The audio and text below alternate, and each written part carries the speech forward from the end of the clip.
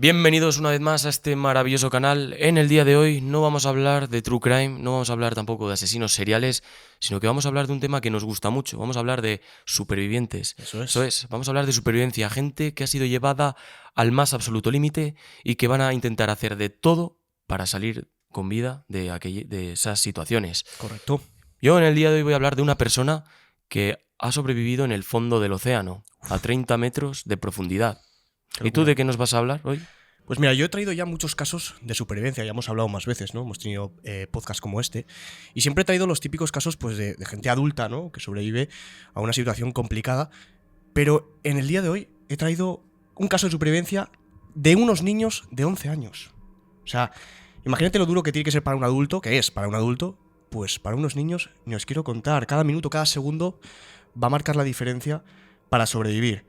Y como no, para empezar esta historia nos vamos a ir al lugar donde ocurrieron los hechos, nos vamos a ir a Chiang Rai, en Tailandia, el 23 de junio de 2018, donde nuestros protagonistas van a ser 12 niños y su entrenador de fútbol de 25 años. No voy a decir los nombres de los niños porque la verdad es que me ha sido bastante difícil. Es bastante difícil pronunciar los nombres y mucho más, pues aprendérselos.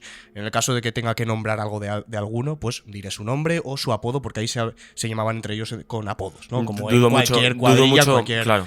Dudo mucho que me acuerda de los 12 nombres, no me acuerdo de nombres de gente de normal, española. ¿no? Sí, pues o sea, imagínate en tailandés. Bueno, bien, nuestra historia, como ya he dicho, comienza el 23 de junio de 2018. He nombrado que estaban con su entrenador de 25 años, y es que sí, estos chicos jugaban al fútbol en un equipo que era conocido como los jabalís salvajes. Eran bastante buenos, unos niños de entre 11 y 16 años, la mayoría tenían 11 o 12 años, ¿vale? Aquel 23 de junio, venían de jugar un partido por la mañana, un partido que les había ido bastante bien, pero aquel día era un día especial, porque era el cumpleaños de uno de ellos. Ese niño era conocido allá como Night, noche en inglés, era su apodo, y querían hacer algo distinto, querían hacer algo especial, vivir una aventura para que nuestro niño, ¿no? Lo recordará, Night lo recordará para toda la vida. Así que estuvieron pensando después de salir de aquel partido de fútbol y dijeron, a ver, ¿qué podemos hacer con este chico para que se lo pase bien?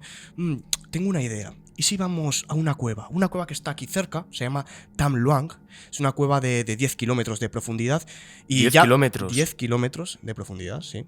Buah. Muy larga. No. Pero claro, no era la primera vez que iban a esa cueva. Era una cueva que a ellos les encantaba, iban con las linternas, pasaban un buen rato, disfrutaban un poco del eco, ¿no? De aquella cueva.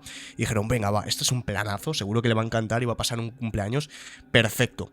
No iban a ir solos, como ya he dicho, iban con su entrenador de 25 años, el único adulto de los que iban allá, que, bueno, al principio dijo, va, me voy a ir con ellos, no sabía muy bien a dónde iba, obviamente los tenía que acompañar porque niños de 11 años no pueden ir solos por ahí. Como un tutor tiene que haber. Eso es, ahí. acaba de terminar el partido, entonces, pues, básicamente cogieron las bicicletas y dijeron, venga, vale, vámonos hacia la cueva que la tenemos muy cerca.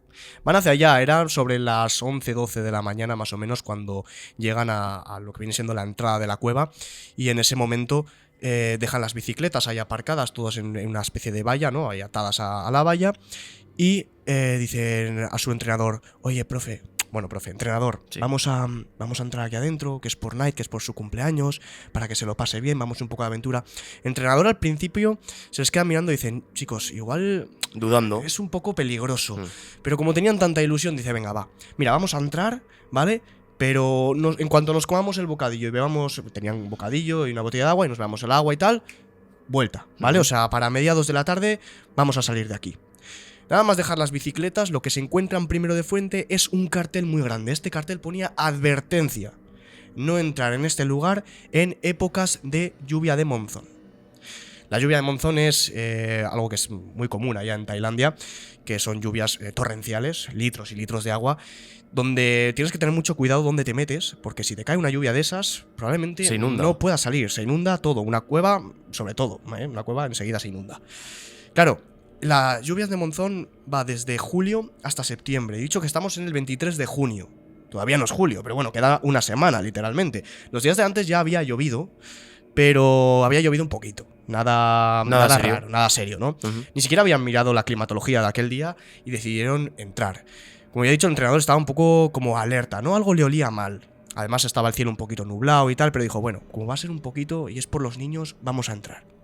Entran en la cueva, Empiezan las risas, con las linternas, jijijaja, disfrutan un poco del eco, mira, ahí estalactitas, ahí estalagmitas, uy, hace un poquito de frío, pero bueno, vamos más para adentro. Cuando de pronto a las 3 de la tarde, un poquito antes de comerse el bocadillo, ya iban a parar, uno de los niños decide darse la vuelta para ver lo que había a su espalda, porque escuchaba una especie como de ruido, ¿no?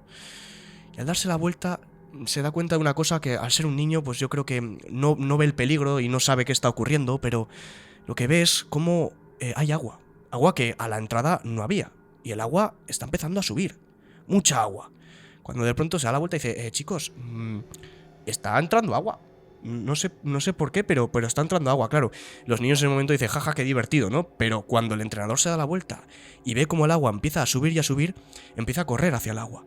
Empieza a correr, el agua le llega a los tobillos, de pronto le llega a las rodillas, y dice, como siga corriendo hacia adelante, me parece que me va a llegar hasta el cuello. Claro, en ese momento el entrenador se da cuenta de que no pueden salir. Estaban en una ratonera. Estaban en una auténtica ratonera, llevaban un buen rato andando, habían recorrido pues aproximadamente unos 4 kilómetros y el agua les llegaba pues prácticamente al cuello. Y claro, dirás, bueno, igual nadando, no, es que la mayoría de los niños no sabían nadar, por lo cual no podían salir, estaban atrapados. Y aquí es cuando nuestro segundo entrenador de 25 años decide, tiene que decidir qué hacer con todos estos niños. Bueno, pues vamos a entrarnos para adentro y vamos a buscar alguna zona que esté elevada para intentar aguantar a que alguien entre por nosotros. Pues iban a pasar las horas, y las horas, y las horas, y los padres de Knight, el chico que iba a cumplir que era su cumpleaños, Sí. le habían preparado una fiesta sorpresa. Y claro, a las 7 de la tarde no se presenta nadie. ¿Qué es esto? Así que llaman al entrenador, al primer entrenador, porque eran dos entrenadores. Sí. Era un entrenador que era mayor, ¿no? Y luego el segundo entrenador que era el de 25 años. Sospechan que hay algo mal. Claro, sospechan que algo ha pasado, o al menos tiene que estar con el entrenador. El niño tiene que estar con el entrenador. Claro. Llaman al primer entrenador. Oye, los críos, que es que Knight no ha vuelto a casa. Pues se han ido con el segundo entrenador, qué raro. Déjame que le voy a llamar, ¿vale? Y ahora te digo dónde están. Tú tranquila que estarán bien. Llama al segundo entrenador. No coge el teléfono. Qué raro, vuelve a llamar. No coge el teléfono. Apagado, fuera de cobertura. Ostras. Bueno, voy a llamar a otras familias a ver si saben dónde están los críos. Llama a otra familia. Oye, es que Knight, el chaval del cumpleaños, pues como que se ha perdido, que no sabemos dónde está. ¿Tu hijo? No, pues mi hijo se ha ido con Knight también. Hostia, sigue llamando a otras familias. Nadie ha vuelto a casa. Y nadie ha vuelto a casa. Así que empieza a pensar y dice, ¿hay algún niño que no haya ido con el resto? Pues sí, en concreto había un niño que se llama St. Paul, que aquella tarde no había ido con el resto porque había ido su madre a recogerlo para hacer unas labores, ¿no? Llama a la madre de St. Paul y dice, oye, ¿sabes dónde está el resto de tus amigos? Pues sí, pues creo que dijeron algo como que se iban a meter en una cueva, la cueva Tam Luang. Claro, en ese momento todo el mundo corriendo. El entrenador cuelga el teléfono, va corriendo y claro, lo que se da cuenta nada más llegar allá es todas las bicis aparcadas en la entrada y la entrada parecía una cascada. Estaban entrando litros y litros y litros de agua a unas velocidades abismales. En ese momento se echa las manos a la cabeza y dice, madre mía, como los niños estén metidos aquí, no pueden salir. Vivos. Claro, ¿qué es lo que pasa en aquel momento? Bueno, pues lo mismo que en todos los casos. Llamar a la policía. Llamar a la policía, oye, ha pasado esto, yo creo que los niños están adentro y pues tenemos que hacer algo. Llegan los familiares, los primeros, por supuesto. Imaginaos el llegar allá, ver las bicicletas y ver lo que está ocurriendo, el agua. Dices, la escena de ver las bicicletas en la entrada del túnel y la cascada entrando. Claro, hay grabaciones de la familia nada más llegar, echarse a llorar al suelo, por favor, que mis hijos estén bien. ¿No ¿Hay sabes? ¿Grabaciones? Sí. Hola. Sí, todo esto, claro, es 2018, todo esto está grabado. Sí, esto fue hace... Bueno, iba a hace decir hace poco, pero... Hace poco, bueno, sí, han pasado unos cuantos años, pero es un caso Es reciente. cercano, eso es. Sí. Claro, llega la policía y dicen, vale, vamos a intentar contactar con los buzos de locales, a ver si de alguna manera pueden entrar y sacar a los niños. Por el momento no se creía, o sea, todavía no se conocía bien la gravedad del asunto. Los buzos iban a tardar un día en llegar, iba a ser al día siguiente, cuando llegan y lo primero que hacen es meterse al agua. Claro, no iban a tardar absolutamente nada en salir del agua y decirle a la policía, esto es imposible. O sea, es imposible. ¿Cómo que es imposible? Sí, o sea, el agua va con tanta fuerza que entras y te estampa contra todas las paredes. O sea, aparte, esa cueva tenía el suelo tan lleno de tierra que había creado un fango y el agua estaba negra. Por mucho que llevases gafas, No veías nada. no veías absolutamente nada. Es que no sabes para dónde vas. Y claro, eso no es el problema. El problema es que no para de entrar agua y agua y agua. O sea, lo describían como una auténtica cascada. Como si estarías buceando en una cascada. Eso es completamente imposible. No se puede nadar. Claro, ¿qué hacemos? Bueno, pues se le van a ocurrir varias ideas, ¿no? A los que están allá, los policías. Primero es contactar con buzos mucho más profesionales, intentar traer a los Navy SEALs de allá de Tailandia, expertos buceadores. Y otra idea que se les había ocurrido es peinar la zona de aquella montaña, porque esa cueva está metida en una montaña, Ujú. e intentar encontrar a ver si hay algún orificio o algo dentro de la montaña, o sea, en la falda de la montaña, para ver si se puede acceder a la cueva por otro lugar. Claro. Vamos a irnos por ese equipo de policía y de perros que van a ir por la falda de la montaña.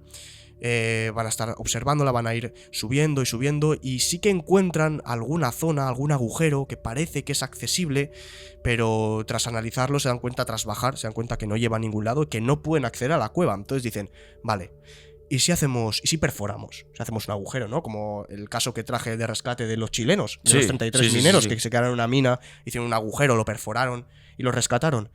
Vale, eso iban a intentar, pero se dieron cuenta de que no era posible porque la piedra era demasiado dura y no podían hacerlo, básicamente, no lo podían llevar a cabo. Así que esa parte, la de intentar encontrar otra zona para acceder, descartada por completo. No hay otra zona para acceder. Vamos con los buzos, con los Navy SEALs, que se van a meter al agua. Claro, esta gente está preparada, pero está preparada para el mar, para el océano, no para una cueva tan estrecha con el agua, con la corriente, ¿no? De agua, porque en el océano y en el Fíjate. mar no hay tanta corriente tipo cascada, ¿no? ¿Sabes a lo que me refiero? Fíjate si le tengo miedo a lo que es el mar, pero meterte en una cueva que no ves nada con agua es como llevar el nivel del miedo del mar, lo llevas a otro nivel. Claro. No es el mismo miedo porque ahí no tienes tiburones, ¿no? Por así decirlo. No es hay- por los animales, claro. es más por... Pero tú piensas que las lluvias no cesaban y el agua no paraba de entrar. Y eso era imposible. Claro, se echaron los Navy SEALs y se dieron cuenta de que ni para atrás ni para adelante. O sea, había zonas donde incluso se podían poner de pie, pero el suelo estaba lleno de fango, se resbalaban, no podían ponerse de pie. O sea, era imposible. Claro, la idea que ellos tenían era poner una especie de guías en las paredes para intentar, bueno, como su nombre indica, guiarse, sí. ¿vale? Para intentar apoyarse y para en el momento en el que entraran saber salir, saber volver yendo por la guía. Pero es que no podían poner ni la guía, porque nada más que se acercaban a la pared, el agua les estampaba contra la pared. O sea, es que no podían hacer nada. Tenían que esperar a que parara el agua. para de llover. O había otra opción, y era traer las típicas bombas de agua Y que para quitaran. intentar sacar agua de allá. Claro, esto es lo que hicieron. Trajeron bombas industriales para intentar sacar todo el agua posible de la cueva. Pero es que las gallinas que entran por las que salen. O sea, toda el agua que sacaban entraba con la lluvia. O sea, que era un O sea, punto que muerto. Daba igual. Claro, en ese momento dijeron, vale, o sea, lo único que podemos hacer es esperar a que haya algún momento en el que el agua, o sea, en el que la lluvia cese Y empezar entrar. a achicar agua también. Intentar sacar agua y entrar. Vale. Este día iba a llegar. Iba a llegar un día donde la lluvia iba a cesar un poquito, ya llovía menos, empezaron a sacar agua, pero aquí se hicieron la pregunta del millón. Hay 10 kilómetros de profundidad en aquella cueva. ¿Dónde están los niños? Porque hablamos que es una cueva que tiene vertientes para la izquierda, para la derecha, para un lado, para otro. O sea, tú no puedes perder el tiempo. Porque han pasado ya 4 días y hay unos niños de 11 años con un bocadillo y una botella de agua y el cuerpo humano no aguanta tantos días. Bueno, aguanta como máximo 5 días sin beber agua. Pero Y estamos hablando de niños de 11 años. 5 días sin comer. 5 días sin comer y sin beber agua. 2, 3. Poco, no sé cuántos días, pero 2, 3. el cuerpo humano aguanta muy pocos días sin beber agua. Sí, Entonces, sí. era todo contrarreloj. Habían pasado 4 días, no sabían ni dónde estaban los niños ni nada. Entonces, la primera pregunta es, ¿dónde están los niños? Bien, aquí es donde vinieron expertos que habían recorrido aquella cueva y intentaron hacer como una especie de mapa, ¿no? Como una especie de representación de la cueva para intentar, de alguna manera, saber dónde pueden haber quedado los niños. Lo bueno que tenía esta cueva es que no todas las zonas eran inundables. Es decir, había ciertas zonas que les llamaban playas, que eran unas zonas un poco más elevadas, donde el agua no llegaba a inundar. Entonces, había una zona en concreto, una de estas playas que comento, que se llamaba Pattaya Beach, que era donde se creía que podrían estar los niños, porque era una zona como un poquito, una playa como un poquito más amplia, ¿no? Una zona elevada de unos 4 o 5 metros a la altura del agua, más o menos es lo que calculaban. Entonces, claro, esto estaba aproximadamente a unos 4 kilómetros de la entrada de la cueva. Llegar hasta allá no iba a ser fácil, porque, como hemos hablado, había mucha agua y los buzos tenían que parar a mitad de camino para cambiarse la botella de aire, ¿vale? Entonces, ¿qué es lo que hicieron en el momento donde el agua cesó un poquito y empezaron a sacar agua de allá?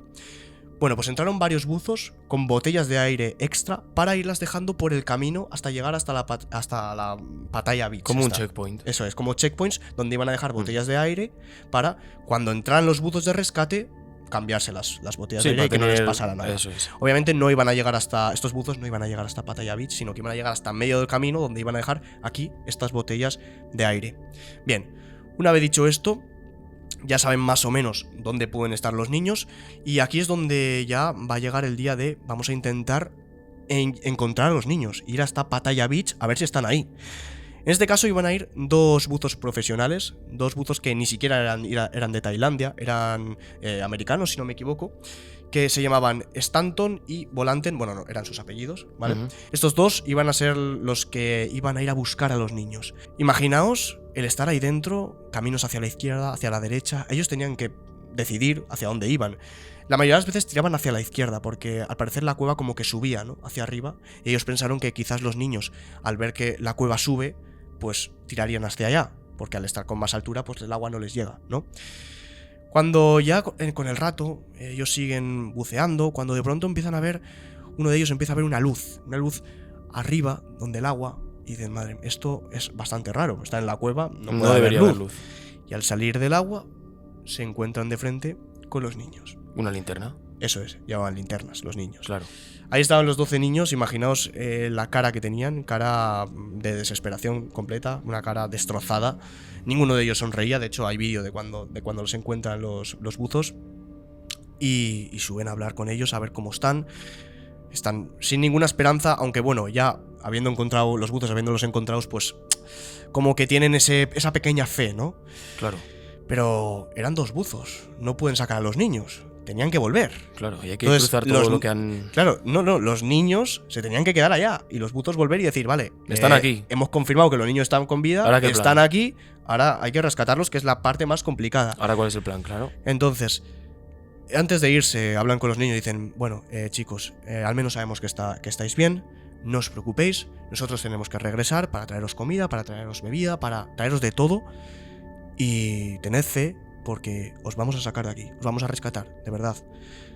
Así que se vuelven y al día siguiente, por la mañana, es cuando ya se echa un equipo de 7 buzos, uno de ellos era un médico, y entran a la cueva. Están durante varias horas hasta que al final llegan a donde están los niños y les dan de comer, les dan de beber, les toman las constantes vitales, los niños estaban bien, alguno tenía algo de deshidratación, pero todo bien. Ahí ya se les cambia la cara. Cuando ya comen, ya beben, recuperan la fe. Les tapan porque tenían frío. Sí, recuperan la fe. Eso, ya se empieza a ver alguna sonrisita, alguna carcajada. Y claro, dirás, bueno, pues ya lo sacan de ahí. No. Esos solo habían ido a mirar las constantes vitales y a darles de comer. Tenían que volver. Y cuando vuelven, ahí ya sí que sí, hay que decir, ya se juntan todos y dicen, a ver, ¿cómo los sacamos de aquí? Porque no saben nadar. Pero no pueden estar ahí más rato. Como sigan ahí, va a haber un momento donde hasta el oxígeno se va a acabar y a alguno le puede dar un paro cardíaco. Vale. ¿Qué hacemos? Y ya uno de ellos dice, ¿y si los dejamos ahí 3 meses?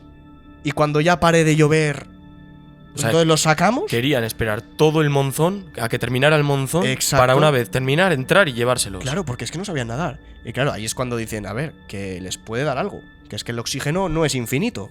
Y si sigue lloviendo y sigue entrando más agua, pues va a llegar un momento donde claro, se van a quedar sin oxígeno y algunos no se van a quedar sin oxígeno, pero el oxígeno va a ser menor y a alguno le puede dar algo. Al final son muchas personas. Claro, la idea era que todos los días iría varios buzos con comida y con bebida para provisionar, para suministrarles. Sí. Pero claro, eso es una auténtica locura. Vale, pues ¿qué hacemos?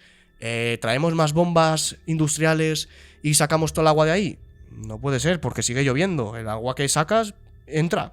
Claro. Vale. Bueno, pues se me ocurre otra idea. vamos a enseñarles a bucear.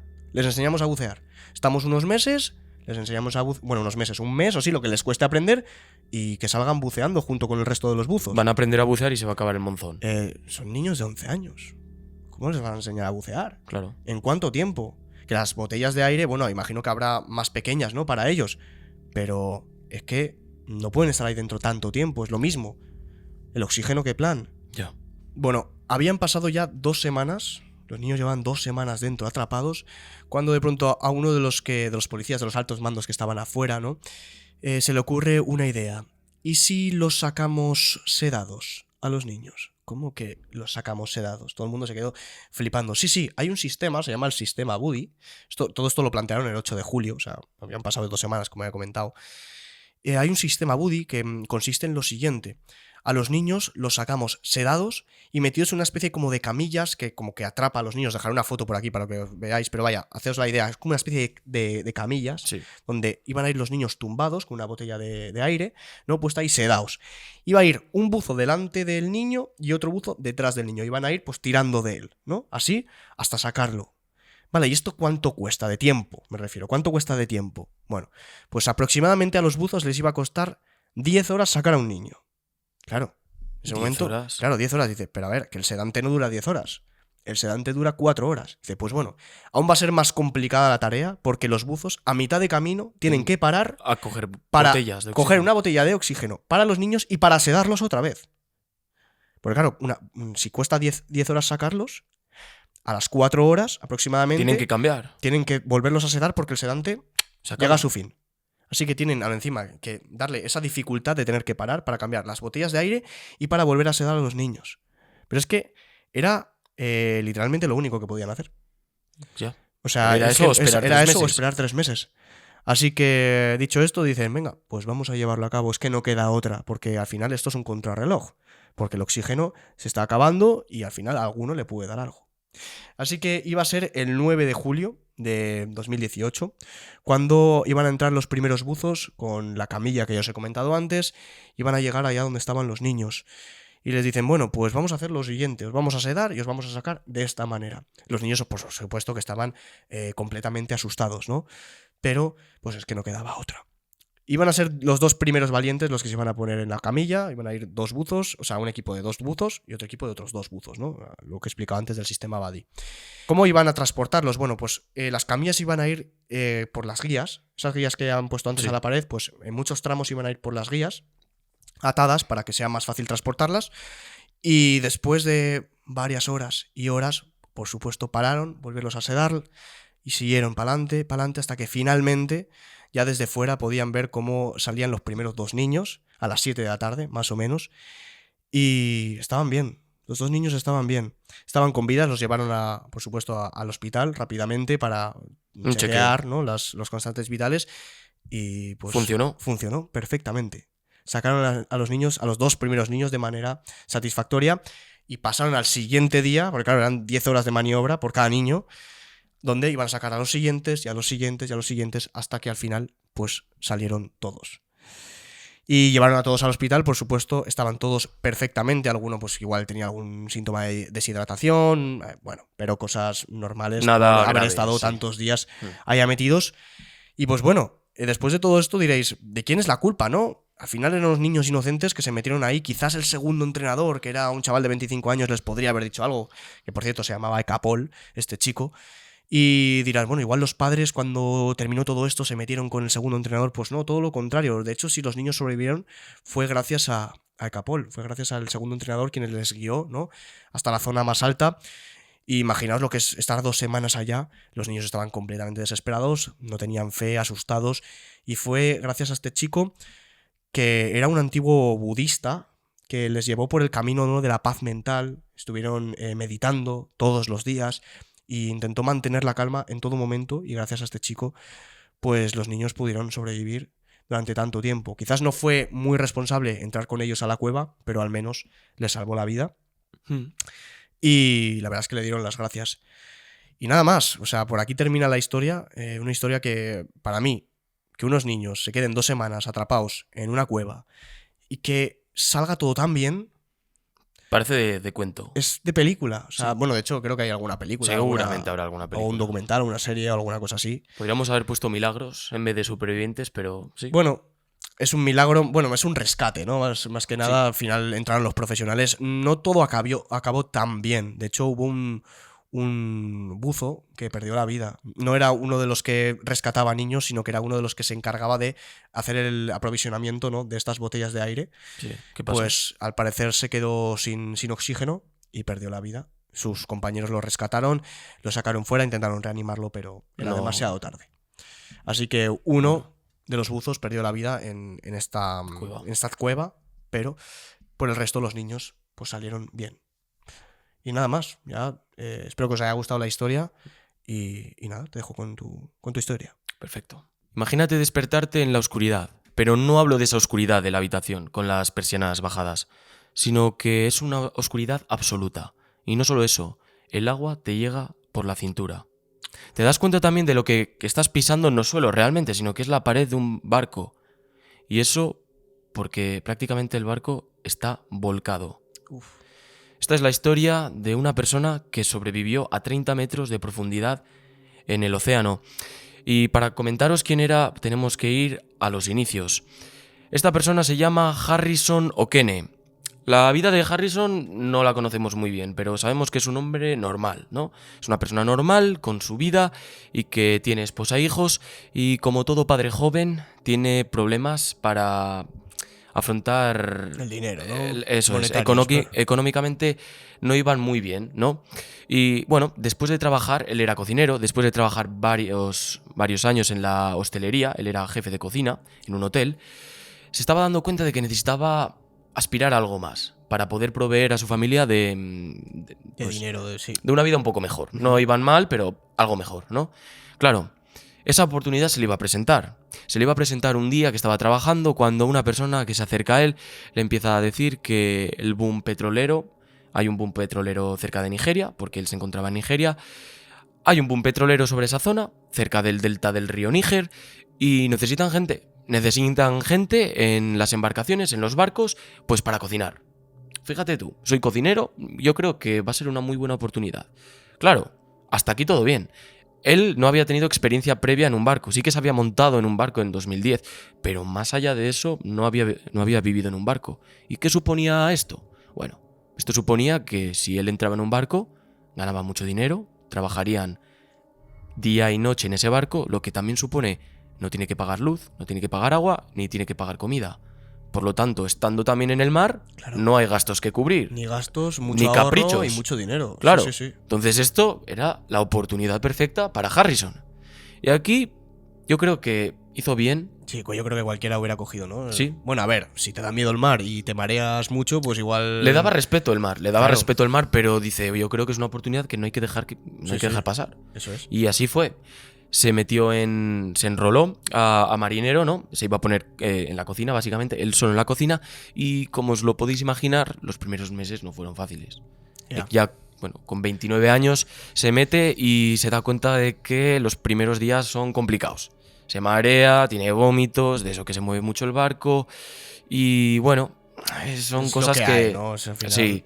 El cuerpo se acostumbrará, y así hizo. Durante las siguientes semanas ya se encontraba mucho mejor. Aquellas cacerolas y sartenes que se le caían por el movimiento del barco con las olas, pues también lo corrigió, ataba sogas a las cacerolas y al parecer también hizo colegas ahí dentro. Ya conocía a algunos, pero ya hizo muy buenas migas.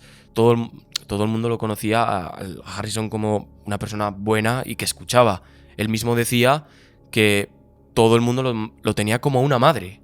Porque venían, le contaban su vida, sus penas, sus sueños también, y ya no era un compañero, ya no eran compañeros, sino que era una tripulación como hermanos, ¿no? Eran hermanos prácticamente. Familia, sí, ya no eran ni amigos, eran hermanos que estaban prácticamente todo el día semanas juntos. Sí. Vale, hasta aquí bien.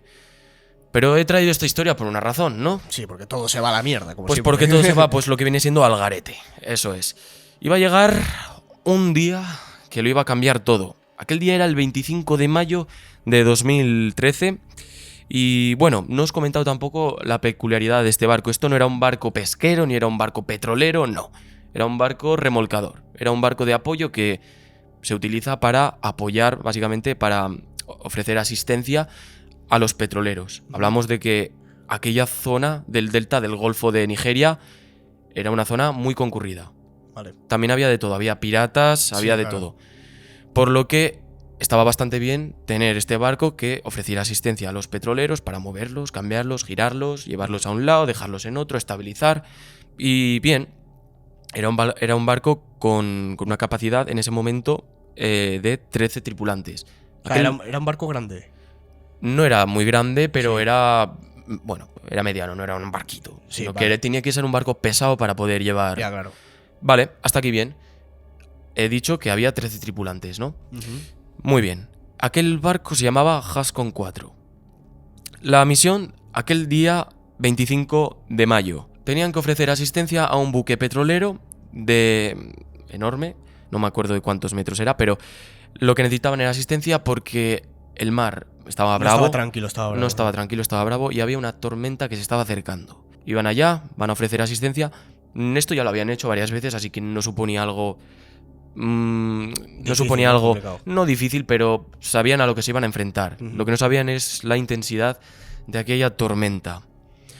Se acercan, empiezan a ofrecer asistencia y dentro de las cocinas de aquel barco, del Hascon 4, se encontraba Harrison, que se había levantado, era de madrugada ya, y se había levantado ya pues para empezar a trabajar, ¿no? Él se levantaba muy, muy temprano. Empezaba a notar como el barco se zarandeaba de un lado a otro. Al principio parecía normal. No se había puesto nervioso, porque esto ya había ocurrido varias veces. Pero eran unos zarandeos un tanto inusuales. Claro, todo el mundo estaba pendiente de las olas, cómo golpeaba. Y parece ser que esa tarea tan sencilla, que habían hecho miles de veces, casi rutinaria, se les iba a complicar. Ya. Se encontraban justamente a 30 kilómetros de la orilla de la costa de Nigeria. Y había un problema, se acercaba una ola que llevaba el nombre de aquel buque, del Hascon 4, y nadie lo sabía. En ese momento, mientras tanto, Harrison se encontraba adentro ordenando todo, y en el momento de entrar al baño, porque quería pues, hacer sus necesidades, aquella ola, la más grande de todas, golpea el barco del lado izquierdo y lo vuelca por completo. Ostras. En ese momento, Harrison, que se encontraba dentro del baño, puede acordarse perfectamente cómo la luz se apagó y cómo empezó a escuchar los gritos de los compañeros. Una vez se da cuenta, mira hacia arriba y se da cuenta de que el inodoro está al revés, está en el techo. Madre mía, qué miedo. Sí. Qué barbaridad. Aquí empieza lo difícil. difícil, claro. Aquel momento, el Hascon 4 dejaría de emitir señales. Ya no sabríamos nada del paradero de aquellos marineros. La ola tendría que ser abismal. Hombre, el barco, y hemos dicho que es mediano, que no es un barco súper grande, pero para darle la vuelta a una cosa tan pesada, tiene que ser una ola monstruosa. Sí, monstruosa. Por eso me da mucho miedo el mar. Ya. Vamos a trasladarnos horas más adelante. Han pasado ya varias horas desde que ha desaparecido el Hascon 4, y mientras tanto las autoridades en tierra y la empresa acababan de comunicar lo que una familia no quiere escuchar. Acababa de fallecer toda la tripulación de aquel buque. No había paradero de ninguno de los marineros.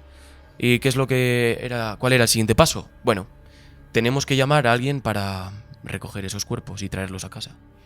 Vamos a contactar a una empresa de buceadores y que hagan el trabajo. Necesitamos a esos 13 marineros en casa, O sea, para enterrarlos. Tienen que entrar al barco que está hundido, ¿no? Eso es. Y sacar los cuerpos. Tarea complicada también, ¿eh? Tarea muy complicada que más adelante vamos a comentar.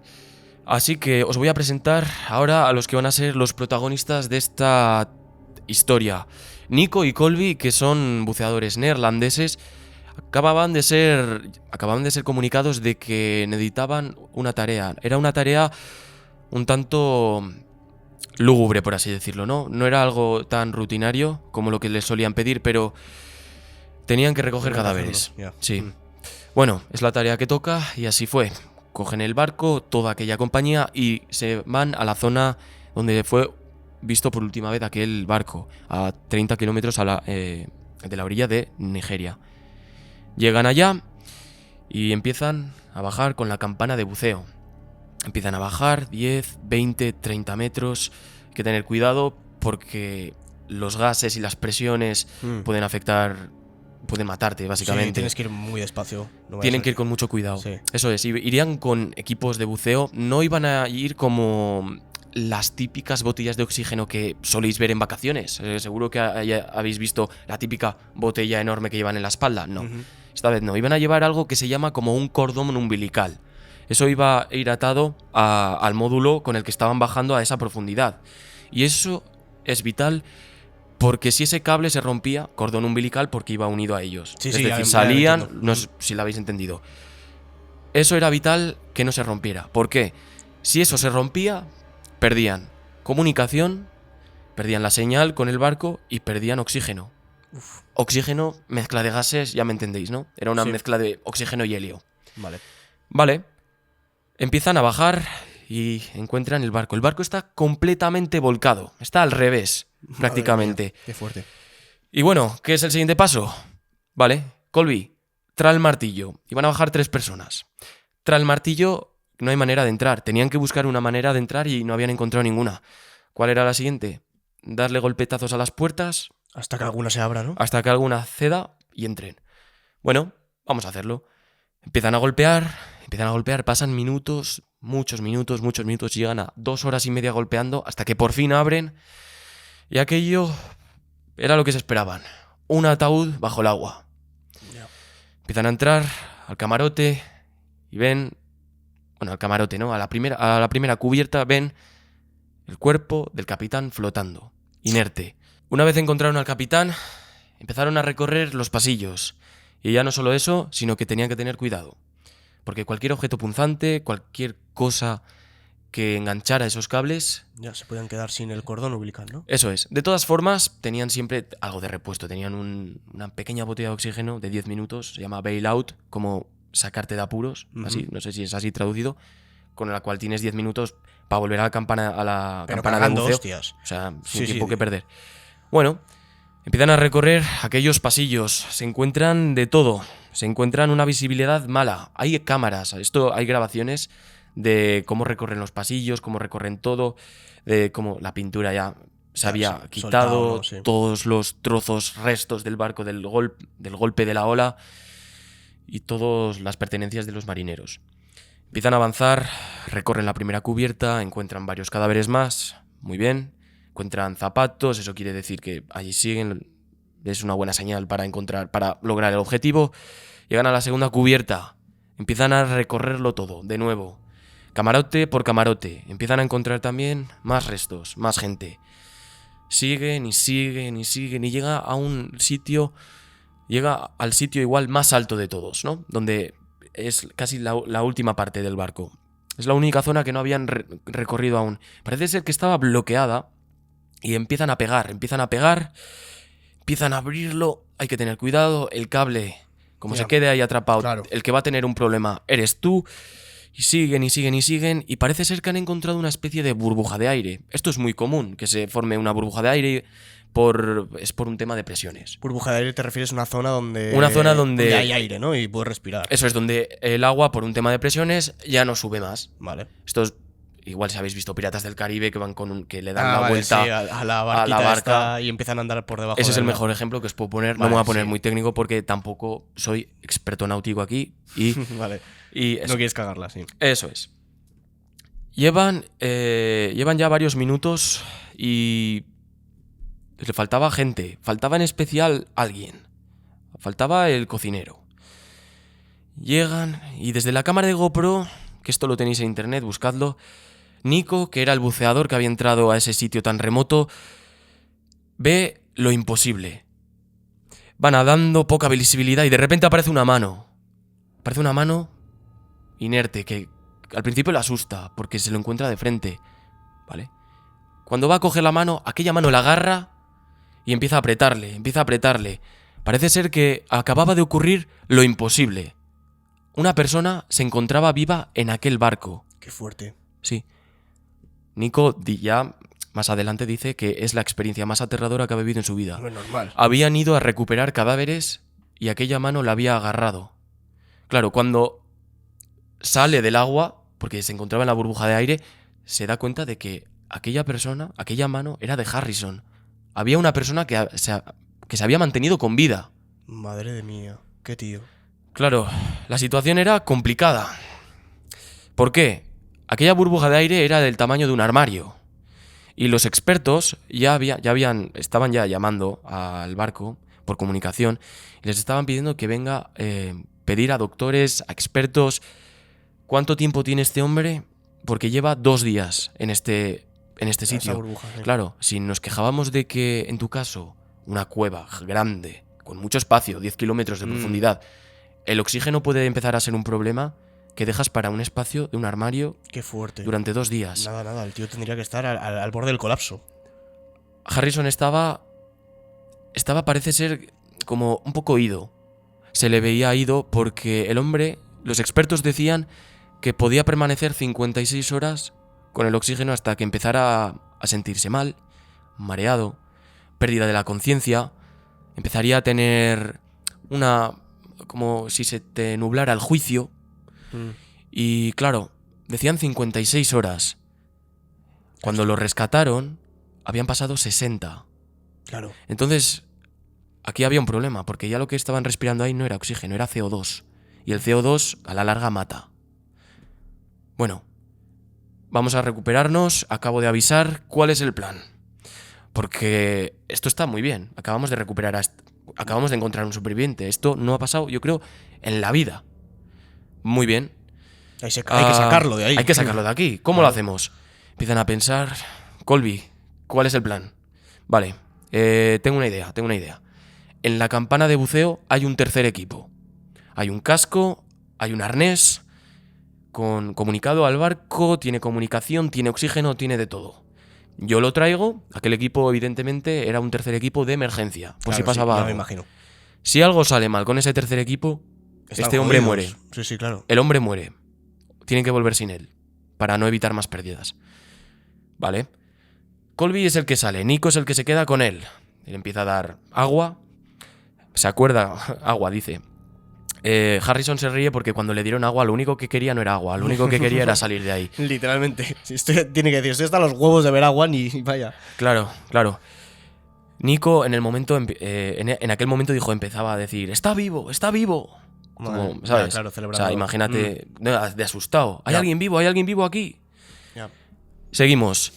Va por el equipo, vuelve, recorre todos esos pasillos lúgubres, llega a la zona y ya por fin le pasan el arnés, empiezan a atarlo, empiezan a ponerle el casco. Está todo bien, me recibes, tienes una radio, comunícate con nosotros, ¿vale? Necesito que me hables todo el rato y vigila el cable verde lo tienes que vigilar. Ese cable es muy importante. Claro, él no tenía la botella de oxígeno como estos, y no había un tercer equipo. Entonces, tenía que ir vigilando. Hasta aquí todo bien. Iba a ser una extracción fácil. Vamos a sacarlo del barco. Nico, que es el que lo llevaría a rastras, lo iba a acompañar. Pero, Le iba a decir eso, vale, guíate conmigo, no me sueltes. Si necesitas parar, paramos. Vale. Es complicado eso, ¿no? Porque me refiero, estos dos tíos son 2 buzos profesionales. Y entran a un barco que está del revés. Claro, Harrison no tiene ni puta idea. Y lo tiene que hacer porque es que si no se muere, o sea. Eso es. Es una maniobra complicada, ¿eh? Claro. Iban a salir, iban a recorrer los pasillos, parece que todo iba a salir bien. Pero llega un determinado momento donde Harrison se desmaya. Aquí empieza Nico a alarmar a Colby. Ayúdame. Se ha desmayado. Ha perdido la conciencia. Ayúdame, sácalo de aquí. Empiezan a arrastrarlo, lo tiran. Y ya se encontraban fuera del barco. Pero este no respondía. No sabían si lo habían matado los gases, si se había desmayado por agotamiento, si se había desmayado por cualquier cosa. No sabían incluso si estaba vivo. Lo cogen, lo arrastran y empiezan a cargarlo. Y lo empiezan a cargar, llegan a la campana de buceo, donde ahí tienen oxígeno, es como un checkpoint, por así decirlo.